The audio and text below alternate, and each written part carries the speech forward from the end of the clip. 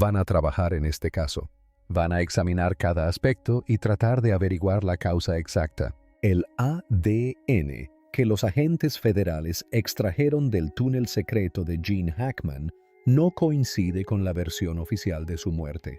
Coincide con él. Su propia huella biológica, aún fresca, quedó atrapada en los engranajes de una cerradura mecánica oculta durante los últimos 7 días de su vida. Una ventana en la que un hombre de 95 años con problemas cardíacos estaba oficialmente postrado en cama desorientado y muriendo de pena. No lo estaba. Estaba trabajando. Y lo que demuestra el ADN es que estaba trabajando a 12 metros bajo el suelo de su propia biblioteca. Y esa es la razón por la que este caso quedó sepultado dentro del nuestro. Juega en su contra porque no hay otra explicación posible. La historia que nadie cuestionó. Cuando Gene Hackman fue hallado muerto en su mansión de $4 millones en las colinas de Santa Fe, la explicación oficial parecía obvia. Tenía 95 años. Su esposa Betsy Arakawa tenía 65 y había fallecido 7 días antes a causa de una grave infección viral. La muerte de Gene se registró como insuficiencia cardíaca con el Alzheimer como factor contribuyente. Un anciano aislado por el dolor, recluido del mundo hasta que su corazón finalmente dejó de latir. La narrativa era limpia, era humana, era errónea. Esto es lo que eso significa. Para la mayoría del público, incluso la aparición inmediata de agentes federales en la propiedad apenas tuvo repercusión. Las imágenes de las cámaras corporales mostraron a los agentes descubriendo el cuerpo de Arakawa en un baño. Hackman fue encontrado desplomado cerca de la puerta principal. Sí está inconsciente. Lleva inconsciente un rato, sí. La presencia del FBI se justificó como protocolo estándar para propiedades de alto perfil, donde la propiedad cambia de manos inesperadamente. Las pesadas puertas de acero, los sensores de movimiento, las cámaras térmicas a lo largo de los muros exteriores, todo se desestimó como excentricidades de una leyenda de Hollywood que había pasado décadas lidiando con los paparazzi. Los estrictos acuerdos de confidencialidad impuestos a cada ama de llaves, contratista y jardinero que alguna vez había pisado la propiedad se consideraron razonablemente privados. Eso fue precisamente lo que la convirtió en una tapadera tan efectiva. La finca se encontraba tras sólidos muros de piedra oculta por una densa vegetación de pinos y enebros invisible desde la carretera pública más cercana. Décadas de aislamiento deliberado habían normalizado todas las medidas defensivas. Para cuando Hackman se retiró por completo de la vida pública, el complejo era menos conocido como un refugio de celebridades que como un perímetro de seguridad eficaz. Nadie que pasaba por allí le dio importancia. Luego, el primer equipo forense federal entró por la puerta principal, extrajo la cronología real de los comportamientos de los servidores de seguridad de la propiedad y todas las suposiciones que habían hecho comenzaron a desmoronarse. No se trataba de una estrategia de pánico. Los investigadores médicos habían establecido la cronología pública. Betsy murió 7 días antes que Gene, antes que... La versión oficial sostenía que Hackman, en una fase avanzada de Alzheimer, simplemente no comprendía que su esposa había fallecido. Sin embargo, los datos de seguridad contaban una historia diferente. Durante esos 7 días, el sistema de telecomunicaciones de la propiedad no registró ninguna llamada saliente ni servicios de emergencia, ni llamadas de familiares ni de médicos. La causa de muerte del señor Gene Hackman, de 95 años, fue hipertensión y enfermedad cardiovascular aterosclerótica, con la enfermedad de Alzheimer como factor contribuyente significativo. Un hombre de 95 años con una enfermedad cardíaca documentada permaneció dentro de un recinto sellado con el cuerpo de su esposa durante una semana entera y nunca intentó usar el teléfono. Imagínese esto. El día exacto en que murió Betsy Hackman, se dirigió al panel de seguridad central con una mano que, según su propio historial médico, ya no podía sostener un tenedor con seguridad. Ingresó manualmente el código de administrador. Desactivó todas las cámaras internas de la casa. Luego cruzó el panel de control y activó las alarmas del perímetro exterior con la máxima sensibilidad. La secuencia quedó registrada al segundo. No hizo pausas entre acciones. No volvió a intentar ninguna entrada. Se movió por el panel como un hombre que había ensayado esas pulsaciones de teclas más veces de las que nadie en su vida había conocido. Esa configuración no es pánico, es arquitectura, es el cegamiento deliberado de un sistema y la preservación calculada de otro. La disposición de un hombre que comprendía perfectamente lo que hacía y lo que necesitaba ocultar. Los investigadores retiraron el resto del tronco central. Los muebles de los dormitorios habían sido movidos de su posición original, no volcados, sino levantados y desplazados siguiendo patrones predecibles. Las cajas fuertes personales habían sido forzadas desde el interior.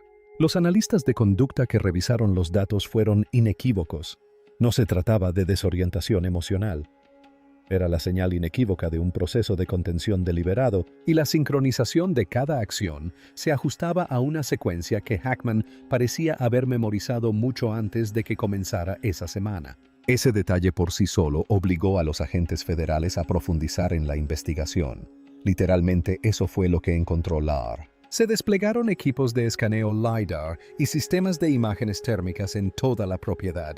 Esta tecnología emite pulsos láser de alta velocidad que rebotan en cada superficie y mide el tiempo de retorno con extraordinaria precisión, mapeando cavidades ocultas bajo una estructura sin perturbar el terreno. En este caso, los haces apuntaban directamente hacia abajo a través del piso de la casa de un hombre fallecido. En el primer escaneo, el sistema detectó una anomalía térmica profunda que se extendía desde detrás del muro de la biblioteca privada de Hackman, descendiendo a través de decenas de metros de roca madre. Los agentes cotejaron el resultado con los registros de planificación civil del condado. La estructura que LiDAR acababa de mapear con perfecto detalle no aparecía en ningún registro de planificación civil. Nunca se había registrado. Nunca se había revelado durante la construcción ni durante ninguna renovación. En papel no existía. Si quieres seguir de cerca esta investigación a medida que se vayan conociendo más detalles, porque los hallazgos forenses se vuelven cada vez más extraños y la evidencia de ADN que buscabas lo cambia todo, suscríbete ahora y activa las notificaciones. Siguen surgiendo novedades. El 26 de febrero la pareja fue hallada muerta por los trabajadores de mantenimiento. Los agentes no encontraron indicios de entrada forzada, pero consideraron que las circunstancias eran lo suficientemente sospechosas como para justificar una investigación exhaustiva. La entrada estaba oculta tras una estantería. El mecanismo fue lo que detuvo al equipo. No había escáner biométrico, ni interruptor electrónico, ni señal inalámbrica de ningún tipo. Lo que aseguraba el paso era un sistema de cierre puramente mecánico integrado directamente en la madera y el acero, que requería una secuencia precisa de acciones físicas realizadas completamente a mano. El sistema no generaba ninguna señal de radiofrecuencia. Funcionó incluso durante un apagón total. Era inmune a la vigilancia o detección remota. Quienquiera que diseñó esa entrada la construyó para que fuera permanente, secreta y resistente en condiciones que la mayoría de los propietarios jamás imaginarían.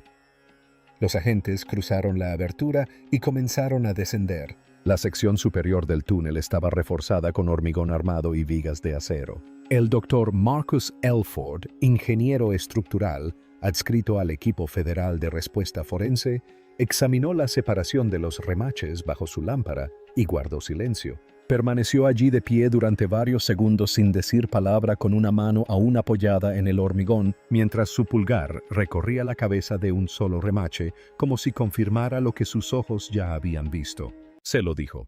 El método deficiente y la configuración de remaches coincidían con los estándares de construcción de seguridad de grado militar de la década de 1950. En 30 años de evaluación estructural, le dijo al investigador principal que solo había visto ese patrón en otros 2 lugares.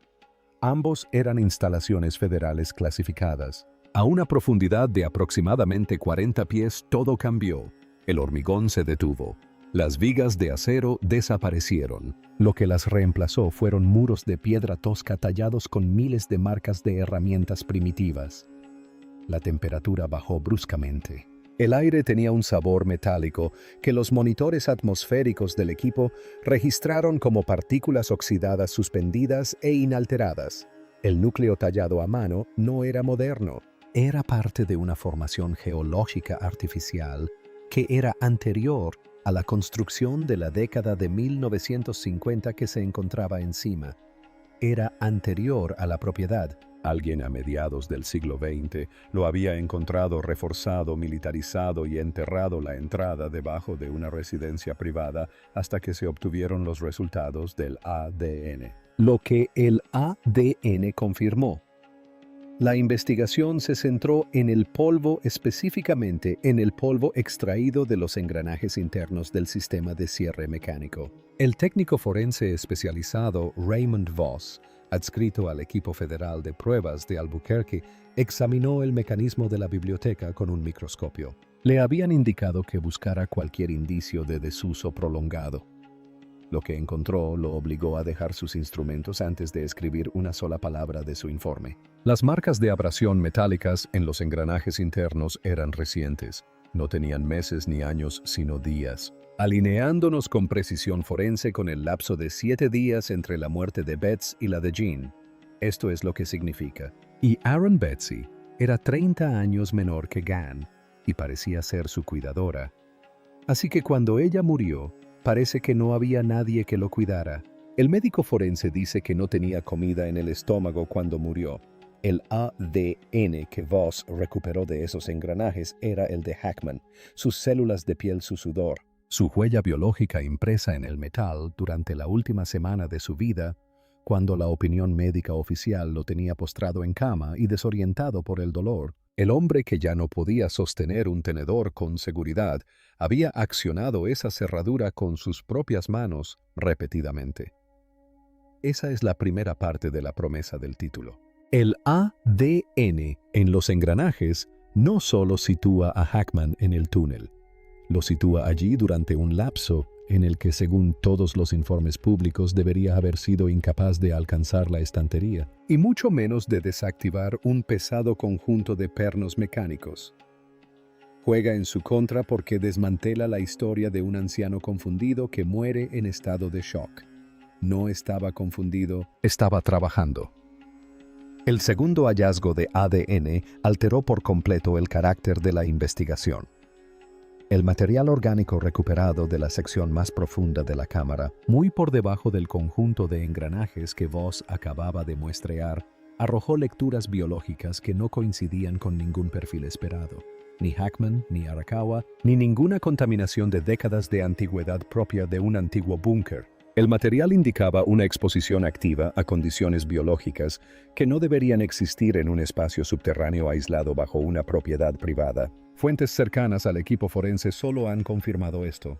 Los hallazgos de ADN en la cámara profunda desencadenaron una escalada inmediata. El caso fue retirado de la vía de investigación estándar en cuestión de horas y canalizado al nivel de clasificación más alto disponible. No se trataba de una curiosidad histórica, preocupación activa y constante. El material orgánico no tenía una explicación inocente. Su presencia confirmaba que el túnel no había estado inactivo. Algo biológico había estado activo en ese espacio recientemente, y el propio ADN de Hackman en los engranajes de cierre demostraba que él había sido quien operaba la puerta, la cámara de abajo. Cuando el equipo completo llegó al fondo del túnel, entraron en una cámara que desbarató por completo la estructura que habían traído consigo. El suelo de piedra natural había sido nivelado deliberadamente.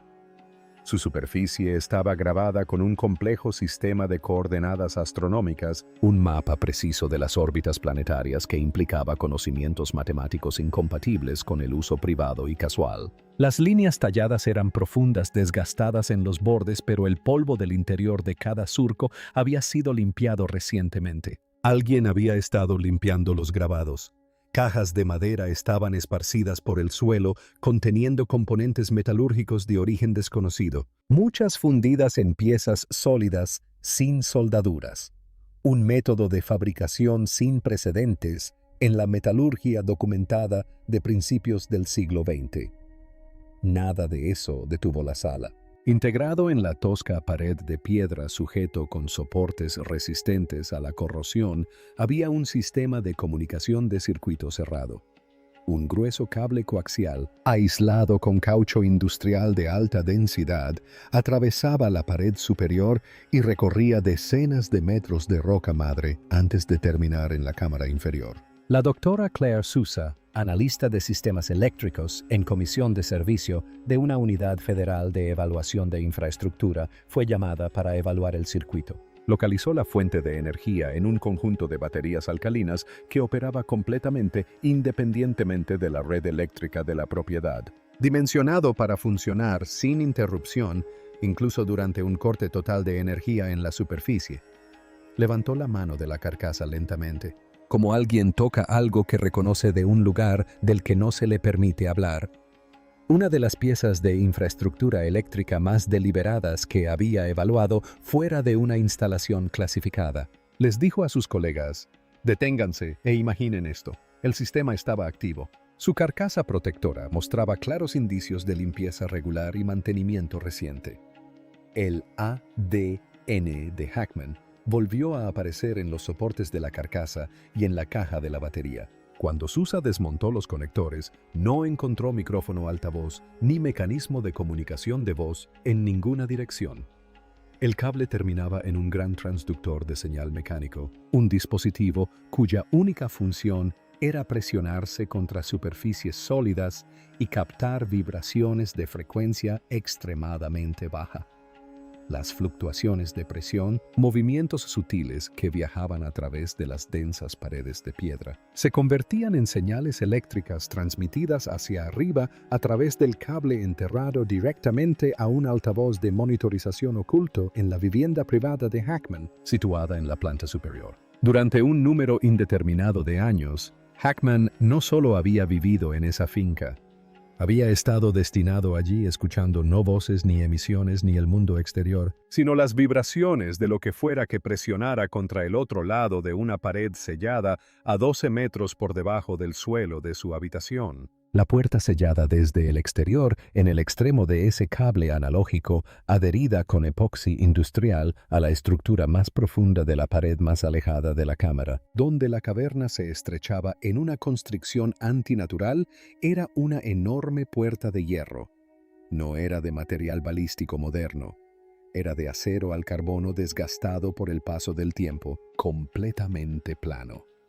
Sin manija externa, sin cerradura mecánica, sin teclado electrónico, sin bisagras visibles en ninguna de las caras. Cada junta a lo largo de su perímetro había sido sellada con líneas de soldadura continuas ininterrumpidas permanentes aplicadas completamente desde el exterior. Las soldaduras mismas habían sido reparadas en algún momento del pasado reciente, no abiertas, no dañadas, reforzadas. Alguien las había estado reforzando, sellándolas con mayor hermeticidad en un ciclo de mantenimiento. Este es el detalle que rompió el marco de la investigación. Una puerta de búnker está construida para proteger a quienes están dentro de intrusiones. La manija, el cerrojo, las bisagras, todo existe para que las personas dentro mantengan el control. Pueden abrirla, pueden salir. Una puerta soldada desde el exterior sin ningún mecanismo en ninguna de las caras sigue una lógica completamente diferente. No está construida para proteger, está construida para contener. Cuando ese único detalle llegó a los investigadores federales, invirtió toda la narrativa de la propiedad mencionada anteriormente. Los imponentes muros de piedra, los acuerdos de confidencialidad que borraban legalmente a cada empleado del registro público, el aislamiento total de la red de carreteras circundante. Se sabía que eran personas muy reservadas, que se mantenían a sí mismos y a sus 3 perros en una propiedad de $3 millones en una zona tranquila y apartada de Santa Fe. La desactivación por parte de Hackman de sus propias cámaras internas en las horas posteriores a la muerte de su esposa, enmarcadas a la luz de aquella puerta de acero soldada, ninguna de esas medidas parecía la precaución de privacidad de un hombre famoso cansado de las cámaras.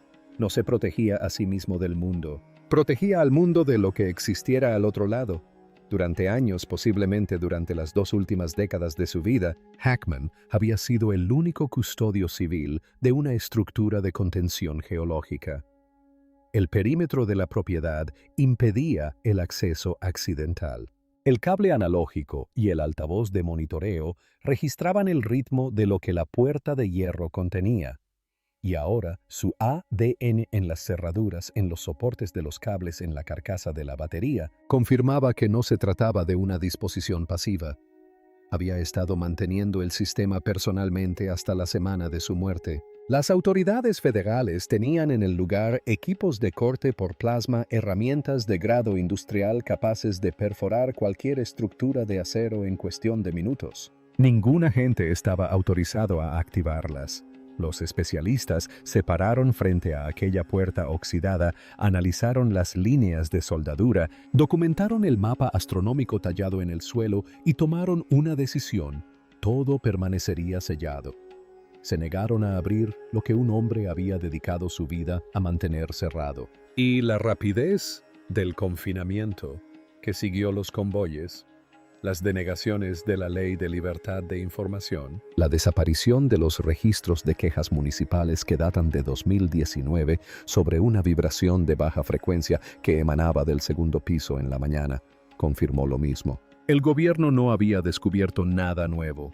Estaba recuperando un activo conocido, lo que dejó la pregunta más inquietante del caso aún en la mesa.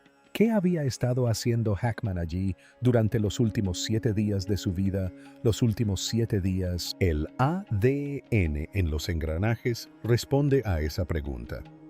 Y una vez que ves la respuesta, no puedes ignorarla.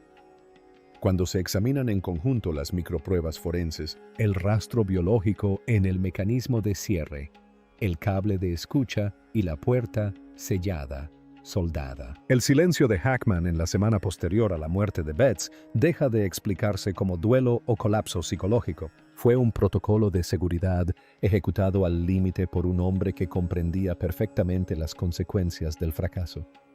En el momento en que Betsy exhaló su último aliento, su corazón debilitado se enfrentó a un cálculo implacable.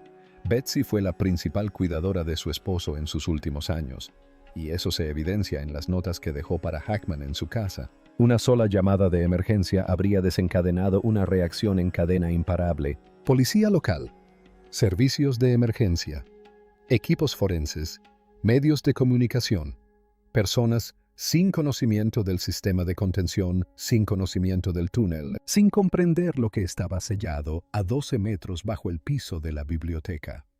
Inevitablemente llegarían a la estantería.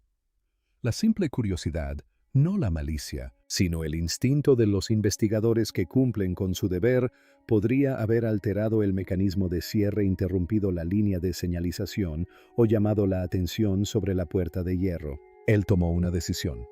Imagínenlo en esos últimos días. Un hombre de 95 años con una enfermedad cardíaca solo en una casa silenciosa con el cuerpo de su esposa. El único sonido, el ritmo de baja frecuencia del altavoz de monitorización en su habitación. Desactivó las cámaras internas. Caminó hasta la biblioteca. Abrió la estantería con brazos que, según cualquier evaluación médica, no deberían haberlo hecho. Su respiración era audible en el pasillo vacío, lenta y superficial, entrecortada al final de cada inhalación. Su mano temblaba sobre el mecanismo de cierre y dejó la huella que Voss encontraría más tarde en los engranajes. El polvo en la superficie de los engranajes era tan fino que el patrón de abrasión conservaba la posición de cada dedo, cada ajuste de agarre, cada instante en que le fallaban las fuerzas y tenía que recolocar la mano e intentarlo de nuevo. Bajó los escalones de piedra por última vez. Accionó los pesados candados. Comprobó que el confinamiento permanecía intacto. Regresó a la superficie dentro de la silenciosa casa sellada, con el altavoz aún transmitiendo desde la roca madre. Se sentó y escuchó hasta que su propio corazón finalmente dejó de latir. Eso es lo que prueba el ADN. No es que estuviera confundido ni abrumado, sino que trabajó hasta el final con la precisión metódica de un hombre que había realizado el mismo protocolo muchas veces antes, y comprendió que esta sería la última vez que alguien en quien confiara lo haría. El incidente en Santa Fe se cerró sin explicación pública. la ingeniería anómala, las coordenadas astronómicas, el ADN de la cámara profunda, el circuito analógico activo, nada de eso se iba a resolver jamás mediante una investigación estándar. Fue gestionado, transferido, enterrado por segunda vez bajo protocolos de clasificación en lugar de bajo tierra. El control pasó de las manos temblorosas de un civil anciano a la silenciosa maquinaria de un aparato gubernamental que nunca se había desvinculado por completo. Los agentes se retiraron. Los sistemas LIDAR fueron embalados y retirados. La propiedad desapareció de los registros públicos. Bajo la roca madre, la puerta de hierro corroída permanece intacta con sus soldaduras sin romper. Muy por debajo de la superficie del desierto de Santa Fe, esa vibración de baja frecuencia continúa su ritmo mecánico exactamente como lo hacía cuando Gene Hackman aún vivía para escucharla. Todo aquello que escuchó durante toda su vida sigue ahí, solo ha sido reemplazado quien escucha. Si esta historia generó más preguntas que respuestas, suscríbase para más investigaciones que van más allá de los registros oficiales. Nuevos videos cada